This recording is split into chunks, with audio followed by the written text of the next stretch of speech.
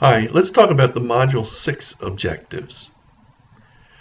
In this module, we will talk about project stakeholders and organizations. Now, specifically, the stakeholders we want to focus on are the project manager roles and responsibilities, as well as the project team. In the Guido and Clements reading, you can find this information in chapters 10, 11, and 13.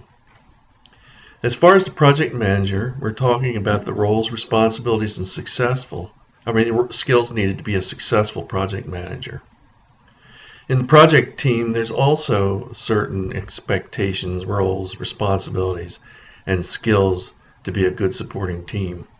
We're going to talk a little bit about conflict management, talk about a model called the Tuckman model, which some of you are aware of based upon the group projects. And I think that's kind of helpful in terms of organizing a team and performing as a team. We'll also talk about project management organizations as far as companies, both private sector, public sector. You'll find that some organizations are very functional in that you have a project. You'll have a project manager who sort of sweeps in and helps the team, but it's managed by a functional manager. Then you'll have what they call autonomous organizations. They're also known as projectized organizations. And then we'll talk a little bit about the matrix organizations, and that's sort of a blend of the projectized and the functional, in that resources are borrowed and expertise is used from one functional area to another, one projectized area to another, and we'll talk a little bit more about that. Project manager, there's just one thing that you absolutely have to understand, that the project manager has the ultimate responsibility for the success or the failure of a project. They are the ultimate responsibility. And that stands for any quality in the product, whether it's on time or within budget, and some of the other constraints that we talked about earlier in the project in the course. The project manager needs to show a great deal of leadership in not only planning but in organizing the project and controlling the work effort.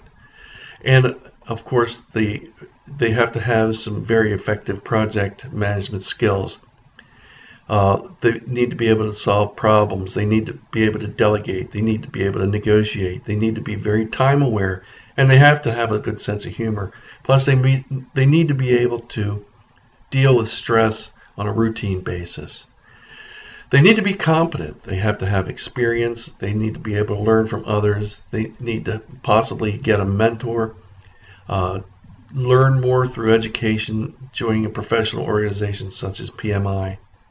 And they need to be aware of scope creep, and they have to avoid that and put controls in place to manage that. As far as the project team, they're very important as well, because as a project manager will soon find out, without the team, there is no success in the project. So the project manager needs to acquire a good and effective team. They need to be able to eventually get together, perform well as a team.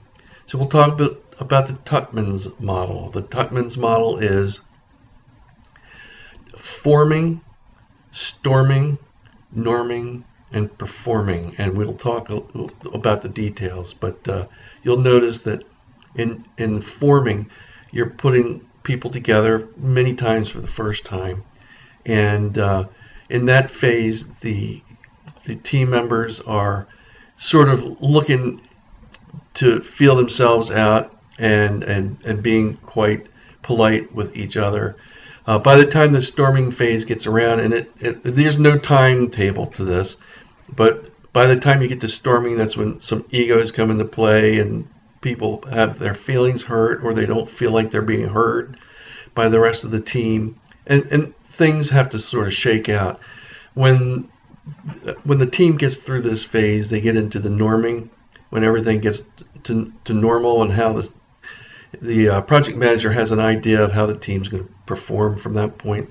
When they get to the performing stage, that means that everybody is trusting one another and depending upon everybody's strengths, and that's when you have a quite effective team. So that's the Tuckman model. Bruce Tuckman was a psychologist, and he developed that. We'll talk about team effectiveness, and that sort of lends itself into the performing stage of the Tuckman model.